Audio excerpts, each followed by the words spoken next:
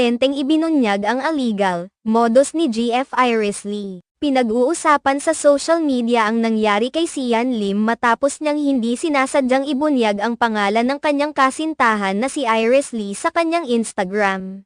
Kamakailan, nag-post si Sian Lim ng mga larawan sa kanyang Instagram account na naglalaman ng mga huling paalala ni Iris Lee sa kanyang production team bago sila umalis papuntang Thailand para sa kanilang proyektong pelikula. Ang naturang pelikula na pinamagatang Kumanthang ay isang Thai-Filipino horror movie na kanilang kinukunan sa nasabing bansa. Ngunit hindi lang ang pelikula ang usap-usapan kundi pati na rin ang ilang detalye na nakita ng mga netizens sa PowerPoint presentation na ginawa ni Iris Lee para sa kanyang team. May bahagi sa presentation na nagdulot ng pag-aalala sa ilang mga netizen, partikular na sa impormasyon tungkol sa kanilang visa status.